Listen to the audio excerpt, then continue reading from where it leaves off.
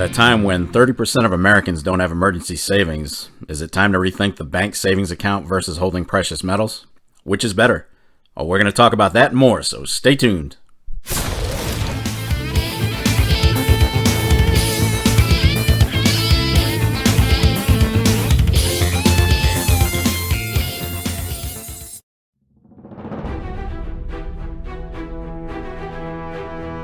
Hey, what's shaking? What's up? How you doing, YouTube? Welcome to another episode of the Silver and Gold Stack Attack. Hope everyone's doing well, and I'd like to thank you for taking some time out of your day to check out the latest video. And as always, if you'd like to help support the channel, then hey, why not take a jab at that thumbs up button, comment, and subscribe if you haven't already done so. All those actions trigger the algorithms, which makes the channel grow. Can't thank you enough for all the support. You guys have been absolutely 100% friggin' awesome. Alright, so before I get too deep into this video, I owe some of you an apology. Apparently the volume pitch in the last 90% silver video was more than some of you could handle, and I apologize for that. I'm sorry. When I do the slideshows, it's on a different program, and that seems to be an issue. It's not the microphone. It's a good one. It's not me weaving back and forth in front of the mic like a drunken bar hopper. It's actually an issue with the program itself. And I'm currently looking into other alternatives because, hey, I do like using the slideshows. Now, that being said, the volume problem isn't picked up on all PCs and phones. While I can hear it very slightly on my laptop and my iPhone, it's actually completely tolerable and barely noticeable. But I notice when I use an external source to play the video, like car speakers with Bluetooth or streaming on TV, then it's really noticeable. As one commenter pointed out, it's the equivalent of going from blow your eardrums out to a mouse fart. Anyway, I'm looking into fixing the issue, so bear with me. I appreciate the patience and the feedback, and I promise I wasn't doing it to annoy any of you. Alright, moving on. So really quickly, let's talk about investing versus savings when it comes to metals, and then we'll go into savings account versus gold and silver. Now, for the regular visitors here, you guys know I hate to use the word investment, especially when it comes to silver. That's because it's just not an investment to me by the standard definition. I mean, yeah, I'm technically investing my money in time, and I realize there are a lot of stackers out there who would see this differently, but it's not about who's right or wrong. Everyone's situation is different, and we stack for different reasons. But in my particular case, the term investment takes on a different meaning. And why is that? Well, because I'm not buying silver with the sole hopes of making a fortune down the road. I'm not stacking to make money, per se. I'm stacking to preserve my wealth against a dollar with no intrinsic value that's pretty much dying a slow death. Now, don't get me wrong, if metals were to explode and I benefit from that, then that's awesome. But it's not something I'm absolutely counting on, so there's a difference. Hell, I've yet to sell a single ounce of gold or silver since I started stacking. Matter of fact, I've given more away up to this point. But before we continue on, please know that I am not giving financial advice here today, nor am I qualified to do so. And any strategies that I actually talk about here are strategies that I have personally implemented. Strategies that fit the goals that I've set forth in my own personal journey. Now, that being said, always do your own due diligence and adopt strategies that are suitable for you. There, disclaimer complete. This house is clear. Now, moving on to the main topic. Far too many of us have trouble staying financially disciplined, and I was certainly in that category before I started stacking. I mean, I would buy stuff that I didn't really need, instant gratification stuff. And that same stuff would never offer a return on investment.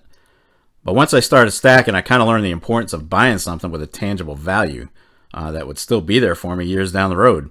It was like money in the bank, for lack of a better expression. Making matters worse for Americans is their lack of savings. Let's take a quick look at the averages. Okay, so I'm going to reference an article that I found online that was pretty interesting. It's saying exactly how much Americans have in savings at every age. And we're going to scroll down to the pertinent part of it. So, according to data available from the Federal Reserve's Board Survey of Consumer Finances, the median savings balance, not including retirement funds, of Americans under 35 is just $3,240. And you can see it jumps up incrementally here. So I think the recommendation was to have 3 to 6 months worth of expenses on average. That's a safe zone. I would recommend a little bit more than that if you're able to, but 3 to 6 months is probably the lowest you could get away with in savings. But there's a more disturbing sentence here, and I do know that this is accurate. I'm not sure about the percentage, but it's an accurate statement. It says many Americans simply don't have any savings at all. And according to Bankrate data from January 2022, 56% of Americans would be unable to cover an unexpected $1,000 bill with savings. So in other words, we've undersaved. That's something to think about for sure. Definitely something to think about. Scary stuff.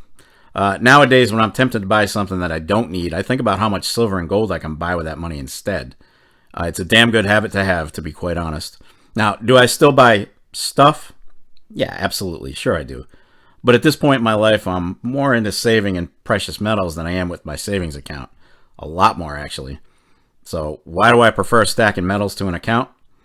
Well, for one, metals can be a fantastic deterrent to spending money. I mean, ATMs, cash, and debit cards, it's just too easy to spend money. It's too easy. It's available. It's right there. You have instant access to it, and you can throw it around as you see fit. Now, on the flip side, with metals, I mean, you work hard to save up money and accumulate your stack, so you're going to be far less inclined to liquidate your precious metals unless you're in an absolute emergency. Consider how much of a pain it can be to liquidate. You got to find a buyer who's going to give you a decent value, because you don't want to take a loss on your stuff unless you absolutely have to. Now, I'm not sure about the rest of you out there, but it would pain me to sell a single ounce of my gold and silver. It just seems to be counterproductive to what I'm trying to do. Unless silver hits somewhere in the $50 to $500 an ounce range, like certain YouTube channels keep screaming is coming. Look, I get it. We all hope precious metals will go up. But if silver's in the $500 range, it's more likely a possibility that we've got other serious problems with the economy that we're going to need to consider. Instead, let's hope it goes up organically due to a huge increase in industrial usage, for example. But what are some issues with savings accounts that have led me to the point where I don't even bother with them anymore? And it's time for a disclaimer. I do actually stack cash, and I stash a good amount of cash each week if in case an emergency comes up, so I'm prepared in that way. But one vital issue with savings accounts is they tend to have low yields on interest rates. And with the dollar losing value each day, it seems like the better choice for wealth storage is in metals and not fiat cash.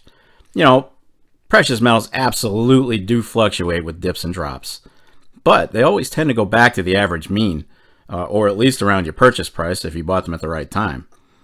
Unless you have a ton of money in a savings account, you really don't stand to make much, if anything at all. In all honesty, the depreciation of the dollar will far outweigh any percentage profits you'd make in savings. There's more being taken from you than you're actually being given. Now, on the flip side, and again, despite dips and gains, silver and gold stand a far better chance to, at least maintain some value, and certainly a better chance to gain in value than fiat cash sitting in an account that's set up to lose money. I mean, really, the only upside that I can see to keeping cash in savings is that it's federally insured. But know this, FDIC insurance only goes so far. In an extreme example, if the U.S. economy were to completely crash and banks tanked, there isn't enough FDIC money to go around. Someone's getting screwed. I mean, I do have my main bank account where I pay my bills out of and whatnot. That's pretty much a necessity, but we're focusing on savings accounts specifically. You have to remember that precious metals are real money that's been around for centuries. And as more fiat is printed, well, there's literally no chance for your money to go up in an account. And you can't say the same for precious metals. Throw in the fact that the demand for silver should only increase as more and more industries get back on their feet with production. And no, I'm not making any silver to the moon predictions here. All right, so let's summarize. We already know that as the dollar goes down, silver goes up. 2022 has surprisingly been a strong year on paper for the dollar as far as all the other world fiats go, and I've said this before, the dollar is the only pig in the pen with lipstick. Now that illusion of strength is bound to dry up sooner than later. The thing is, we all thought with high inflation this year that there would be an uptick in metal prices, yet we were surprised with some of the lowest values we've seen in some time. It didn't make any sense until you looked at the fake strength of the dollar. And we also know that when it's up, metals are down. And the dollar was up. It was strong this year. This is a trend that's most likely going to reflect the truth down the road. Now, throughout history, this is a key point, all attempts at using fiat currency have failed. And when the government prints money that isn't backed by any intrinsic value, you're inevitably going to have a disaster. And yet, today's money printers continue to take the same damn path by ignoring the long history of failed fiats. Bottom line, there's no escape in history. You'll have to think outside of the box to keep up with life and keep up with one thought in the back of your mind. Every fiat currency eventually fails. All right. So there you have it. Be sure to let me know your thoughts in the comments down below about savings accounts versus saving precious metals. Sound off and give a shout out. I'd love to hear your thoughts. And that is going to wrap it up for this episode of the Silver and Gold Stack Attack. And as always, if you made it this far, then kudos to you. I will definitely catch up with you in the next episode. But in the meantime, what am I doing with my fiat currency?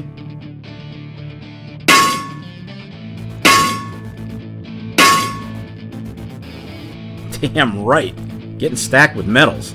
Stay safe and be well, everyone. I am out of here. Peace, people.